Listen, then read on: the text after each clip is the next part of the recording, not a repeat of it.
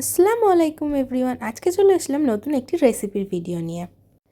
আজকে বানাবো হচ্ছে রসমালাই, কিন্তু বাড়িতে যে এক্সট্রা রসগোল্লা থাকে সেটা দিয়ে আজকে আমি রসমালাই বানাবো। গতকাল আমাদের বাড়ি কিছু গেস্ট এসেছিলো, তো তখন মিষ্টি আনা হয়েছিল, সেই সব মিষ্টি অনেকটাই বেঁচে গেছিলো, তাই সেটা দিয়ে আমি আজকে বানাবো হচ্ছে রসমালাই। প্রথমে আমি একটি 500 গ্রাম আমুলের প্যাকেটের দুধ নিয়ে নেব এবং সেটি একটি কড়ার মধ্যে ঢেলে ভালোভাবে ফুটিয়ে নেব।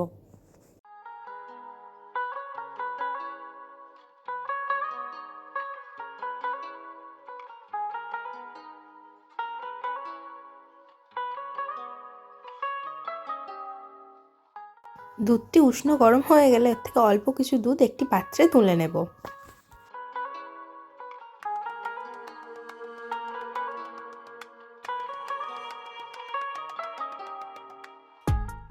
এবারে এতে 10 টাকার আমুলিয়া পাউডার দুধের একটি প্যাকেট এর মধ্যে ঢেলে ভালোভাবে এটিকে মিশিয়ে নিই।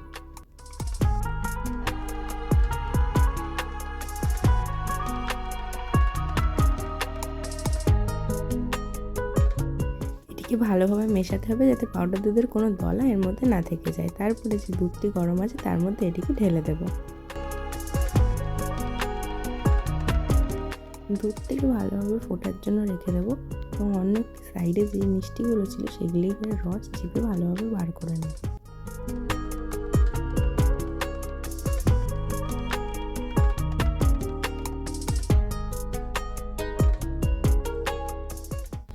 ভালোভাবে রস চিপে রসগোল্লাগুলিকে অন্য একটি সাইডে রেখে দেবো এবং যে দুধটি আমরা ফোটাতে দিয়েছিলাম সেটা অর্ধেক মতো হয়ে আসলে এর মধ্যে সামান্য লবণ দিয়ে নেব এবং তারপরে আমরা একটু এখানে গুড় দিয়ে এটিকে আবারও ভালোভাবে একটু নেড়ে নেব।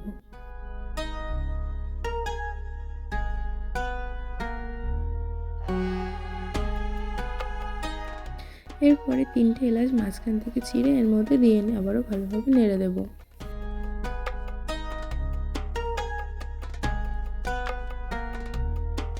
এরপর যে মিষ্টিগুলোকে রস চেপে বার করে রেখেছিলাম অন্য সাইডে সেগুলো এর মধ্যে দিয়ে দেব।